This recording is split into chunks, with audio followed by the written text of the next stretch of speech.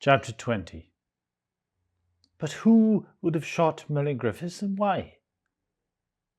Later that same day, Martin James sat in a book and paper-strewn study in the back of a large stone-built terraced house in the village of Plas Wern, several miles upstream from the place where Merlin Griffiths had been shot earlier in the afternoon. It was a cluttered, comfortable workplace, Martin noticed, with only 2 chairs, a desk, and another work table in the whole room. The rest of the space was taken up with bookshelves and manuscripts and documents which threatened to cover every available surface. A question came from Ffion Roberts, a small, dark-haired woman with a heart-shaped face. She was the historian and archivist that Merlin Griffiths had mentioned earlier. She was sitting opposite him in a ladder-backed armchair, and she was looking at him intently. "I don't know," he said. "I think it must be to do with me, with Plas Wern Las. That's why I'm here." "But he is all right, Merlin." Martin nodded. He'd explained what had happened to Ffion when he'd called her, after first taking Merlin Griffiths to casualty in Miserbont General Hospital, and then home, where his wife had put him to bed. The shooting incident had only increased Martin's unease. Now he urgently wanted to get to the bottom of whatever secrets his increasingly involved inheritance contained. The bullet went right through his arm. He was very lucky, apparently. They've stitched him up, so he should be okay after a few days. They didn't want to keep him in? Martin shook his head. He wouldn't have stayed anyway. He said he wanted to get home. He would. He'd only been married about a year. His wife, Catherine, is training to be a solicitor too. Then, when she's qualified, I think they're planning to take over all litigation in West Wales. Ffion Roberts smiled. You're fond of him. We used to be an item years ago, when we were students. Then we discovered that we were actually too similar to sleep together. You're very frank. Yes. Now why exactly are you here? Martin didn't answer immediately. There was something slightly unnerving about the direct intelligence behind Ffion Roberts' question. She was obviously extremely competent and dedicated to her work. There was an open file on the desk in front of the window, and she glanced in its direction from time to time. So she was noticeably anxious to get back to her research. I need to know anything you can tell me about Plas Wern Las, Martin finally managed. So I gathered. But why exactly? Martin again wondered how he was going to convey the exact nature of his unease, the feeling that the buried past was resurfacing in unaccountable ways. I've been reading the documents Merlin Griffiths gave me, including my aunt's diary from just before she was murdered. And there's a lot about the house, about Plas Wern Las, about her father. Naturally. Why naturally?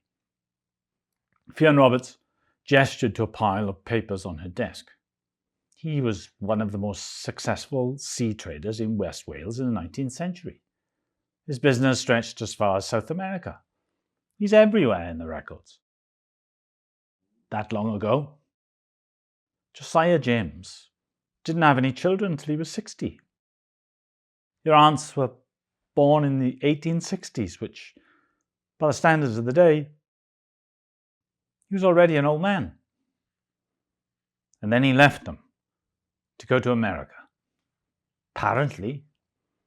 Isn't that more than a bit unusual? Ffion Roberts considered this for a moment. She got up and picked her way through the book-strewn room towards him. I don't know, she said. Perhaps. He was obviously a restless and ambitious man. Perhaps he couldn't face the thought of bringing up the children on his own after his wife died. So he left them with his housekeeper. I do see what you mean, Ffion said. But at the same time, I think we've got to be careful about applying our own standards to a Welsh sea captain in the 19th century.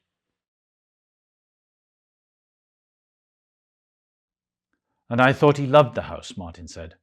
Henrietta keeps going on about him and his legacy and her own responsibility. She's full of bitterness and loss and redemption. And Scrimshaw's. Martin nodded.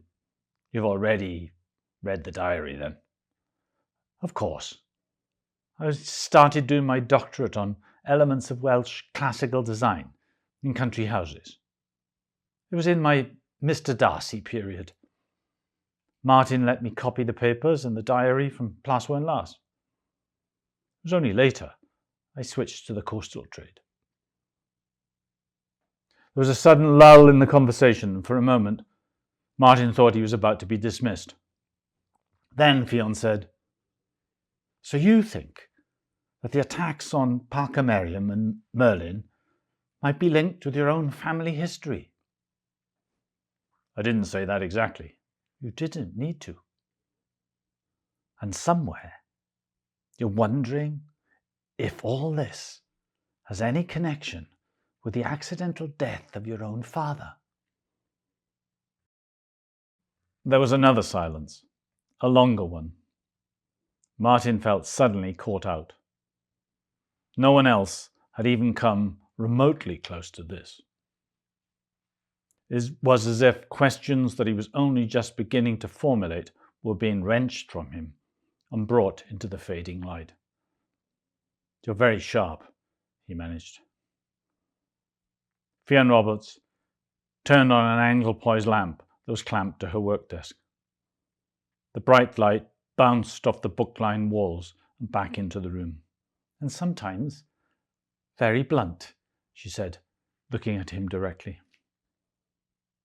You're not the first one to notice. Anyway, that's him. She pointed to a framed oval photograph that hung on the wall above her desk. Who? Your great-uncle, Josiah Emyr James. I didn't know about the Emyr. That was my father's name. It means light, she said. The same kind of light in the name Emmanuel. It has intimations of the Saviour about it as well. You don't speak Welsh? No. A pity. That's something neither your great-uncle or your great-grandfather would have understood, despite the fact that they were part of the process that led your side of the family away from Wales in the first place. I don't understand. No, I don't suppose you do. She looked at him without saying anything further. He realized that she could be a determined adversary if she wanted to. I thought my great-grandfather left Wales in order to become a solicitor. No, he left Wales after he became a solicitor. He was part of a late 19th century brain drain, if you like. She was now standing in front of the framed oval photograph that was attached to the wall above her desk. He went to London to make money, and he did. Martin James now joined the historian and looked up at the oval portrait of his great-uncle Josiah, whose right hand clutched the lapel of his frock coat, as he looked into the middle distance with a determined expression. His left hand rested lightly on a small table where some kind of instrument stood. It's a sextant, Ffion Roberts said, used for navigation. It demonstrates his nautical connections.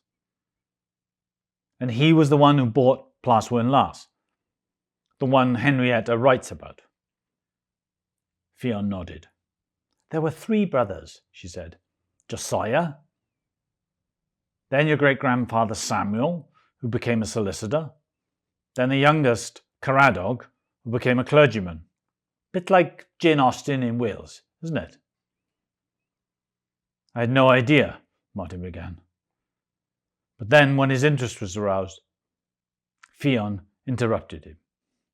They made money in descending order, she continued, with your grandfather somewhere in the middle, and Caradog, who was only a vicar, definitely at the poor end.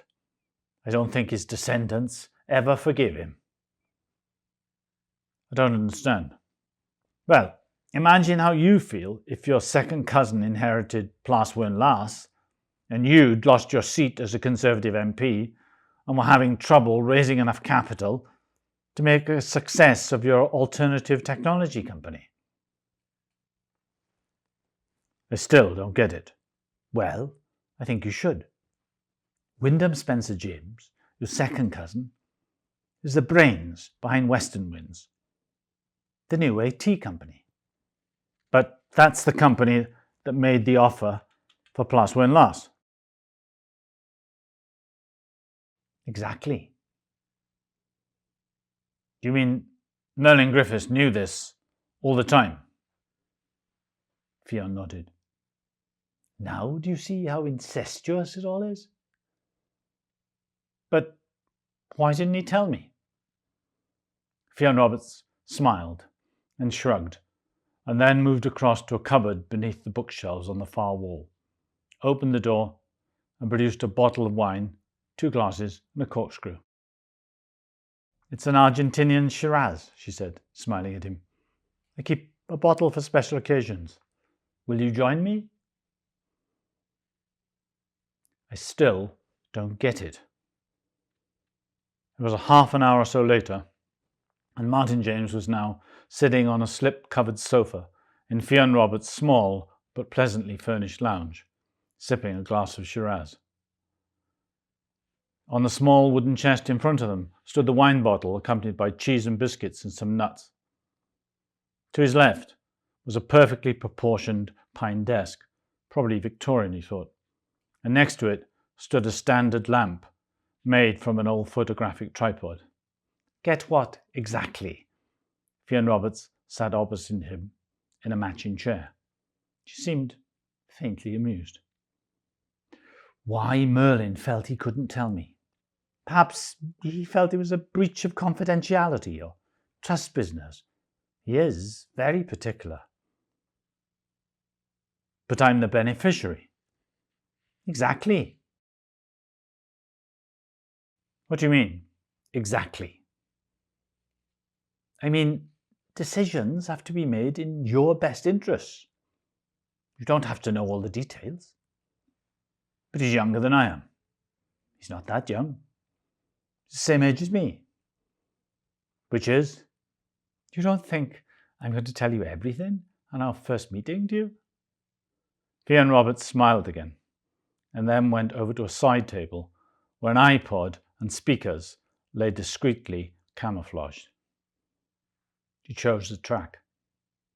The sound of a Welsh folk band singing something that sounded like Mahoo drifted across the room.